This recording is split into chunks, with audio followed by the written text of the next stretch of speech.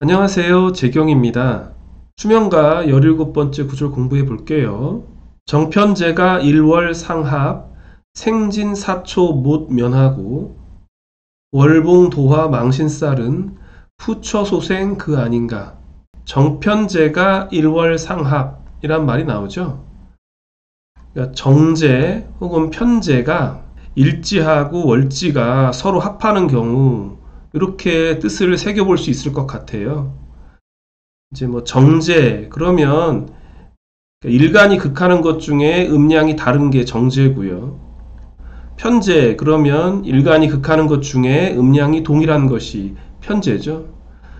예를 들면 신금이 극하는 것 중에 갑은 음량이 다르니까 정제, 을목은 신금과 음량이 동일하잖아요. 그래서 편제 이렇게 되겠습니다. 땅으로 내려오면 뭐 을이 묘가 되고 갑이 인이 되겠죠. 그래서 신의 일주일 경우에 인해합, 뭐 해묘합 이렇게 할 수 있잖아요. 그래서 뭐 예를 보자면 이렇게 되는 겁니다. 그래서 정편제가 일지하고 월지가 이렇게 합을 하는 경우, 이런 경우에 어떤 증상이 일어나느냐 하면 생진사초 못 면하고, 태어나기는 진나라에서 태어났고 뭐 초나라에서 죽는 것을 못 면한다. 뭐 이렇게도 읽을 수 있고요. 요 사자가 죽을 사자가 아니라 뭐 일사자를 쓰기도 해요. 그래서 일사자를 만약에 쓴다면 진나라에서 태어나서 초나라에서 일한다 이렇게도 볼 수 있겠죠. 뭐 일반적으로는 뭐 죽을 사자를 씁니다. 왜 이런 말이 나왔을까 고민해 보면요. 재성이라고 하는 것은 어떤 지배하려고 하는 마음이고 좀 넓게 퍼져나가려고 하는 그런 거잖아요. 그래서 이제 재성에 대한 설명을 볼 때 말, 뭐 운송 수단 이런 것도 재성이라고 하거든요. 그러니까 지금 월지에 재성이 있다라는 것은 태어나기를 제격으로 태어났고, 제격은 기본적으로 활동 범위가 넓다는 거거든요. 근데 그런 넓은 활동 범위를 갖고 있는데 일지하고 합을 했다라는 것은 내가 넓은 활동 범위로 살아간다 이런 뜻이잖아요. 그래서 뭐 생진사초 못면하고라고 말하지 않았나 생각됩니다. 두 번째, 이제 월봉도와 망신살은 후초소생 그 아닌가. 상당히 이제 옛날 방식의 관법이죠. 좀 봉건적인 관법이라고 봐야 되겠죠. 월봉도화라는 것은 월에서 도화를 만나는 것을 월봉도화라고 하고, 망신살은 이제 월에서 망신살을 만나는 거죠. 그러면 어떤 일이 벌어지나, 그러니까 후처소생이다 이런 얘기입니다. 예를 보면서 한번 말씀 나눠보죠. 도화살, 망신살부터 좀 먼저 살펴보겠습니다. 그 도화살 얘기는 많이 들어보셨을 거예요. 도화살이라는 거는요, 복숭아 도자에 꽃화자죠. 그러니까 복숭아 꽃처럼 화사하게 피어서 다른 사람들의 시선을 사로잡는다, 뭐 이런 뜻으로 생각하시면 될 것 같아요. 12신살은 12운성하고도 깊은 연관이 있는데요. 12운성에서는 이 도화살이 목욕지에 해당합니다. 그래서 이제 목욕한다는 건 옷을 벗고 하는 거니까 도화살을 나체 도화라고도 하죠. 그러니까 12운성의 발생 순서로 보면 생지 다음이 목욕지잖아요. 그래서 태어나서 목욕한다. 남들 앞에서 창피함 없이 목욕할 정도로 뭐 어리고 순수한 때를 말하죠. 그래서 목욕지는 이게 도화살하고 깊은 연관이 있다라는 거고요. 그래서 이제 어떤 게 그러면 도화살에 해당하느냐라고 하면은 이제 띠 기준으로 봤을 때 그 삼합의 첫 글자, 그 바로 다음 글자가 도화예요. 예를 들면 돼지띠, 토끼띠, 양띠는 해묘미 목 운동을 하잖아요. 그러면 돼지띠가 맨 첫 글자니까 요 바로 다음 글자가 이제 쥐띠가 되죠. 그래서 요 쥐띠가 도화입니다. 그리고 뱀띠, 닭띠, 소띠, 여기는 이제 사유축 금 운동을 하잖아요. 그래서 뱀 바로 다음 글자가 도화예요. 그러니까 뱀 다음에 말띠죠. 말띠가 도화가 되는 거죠. 그래서 이 도화살에 대한 오해도 좀 있고 선입견이 좀 있는 건 사실인데요. 현대적 의미에서는 매력이 있어서 다른 사람의 시선을 끈다 이 정도로 해석하시면 될 것 같아요. 망신살은 12운성의 걸록지에 해당하는 글자예요.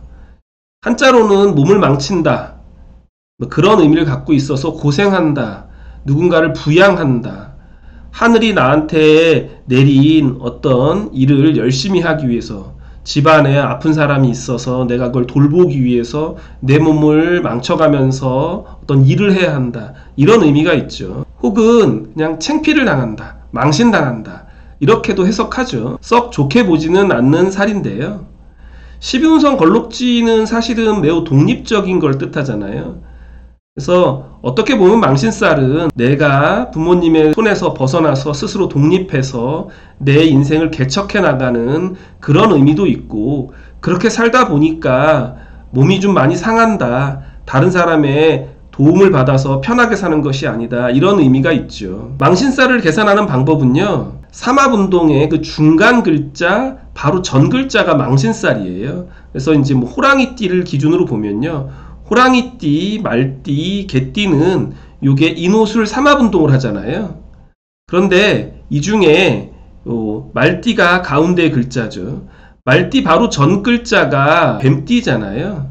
그래서 뱀사, 사가 망신에 해당하는 겁니다. 그리고 이제 원숭이, 쥐, 용띠는 신자진 삼합을자고, 이 중에 쥐가 가운데 글자잖아요. 자가. 그러니까 바로 자 전 글자가 해잖아요. 돼지. 그래서 돼지 해가 망신에 해당합니다. 이제 사주 구조를 보면서 한번 살펴볼까요? 월봉 도화 망신살, 요거를 실제 사주 구조를 보면서 한번 생각해 보겠습니다. 이제 띠 기준으로 먼저 살펴볼게요. 호랑이띠일 경우에요, 묘가 이게 도화고요, 사가 망신이잖아요. 그래서 호랑이띠가 만약에 월지에서 묘나 사를 봤다면, 그럴 경우에는 이게 월봉 도화 망신살에 해당하게 되는 거고요. 만약에 일간 기준으로 본다면, 간목 일간의 경우에는 해묘미 삼합운동을 하잖아요.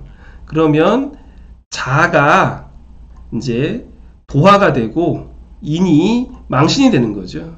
그래서 일간 기준으로 볼 때는 자와 인, 띠 기준으로 볼 때는 묘와 사, 요렇게 이제 월봉 도화 망신을 말할 수 있어요.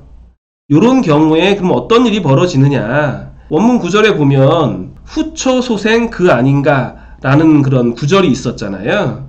월지에 도화나 망신을 두면 일간이 그 출생이 무척 그 후처소생이라고 하는 건 예전에는 약간 조금 낮추어 봤잖아요. 지금은 물론 그렇진 않지만요. 월지는 특히 어머니 자리니까 이렇게 읽을 수 있다라고 봅니다. 수명가 17번째 구절 오늘 공부해 봤는데요, 조금 그 내용이 현대사회에 다소 어울리지 않는 부분이 있어요. 특히나 일간의 어머니가 뭐 어떤 출신이냐에 따라서 그게 망신이냐 혹은 도하냐 이런 식으로 부정적으로 보는 시각은 다소 조심스럽긴 합니다. 하지만 이것을 단지 어머니의 신분으로 이렇게 보지 않고 일간의 어떤 성향으로 읽을 수도 있잖아요.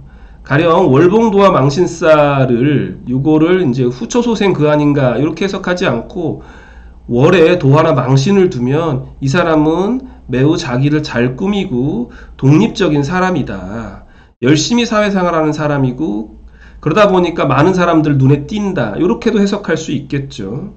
물론 이제 신문제 사회에서는 그 어머니가 바로 그 사람의 신분을 의미하니까 이런 부분이 얘기가 될 수는 있겠죠. 지금도 뭐 아랍 사회나 이런 데에서는 이런 게 중요할 수도 있겠죠. 자, 오늘은 이 정도 말씀드리겠습니다. 그러면 다음에 또 찾아뵙겠습니다. 감사합니다.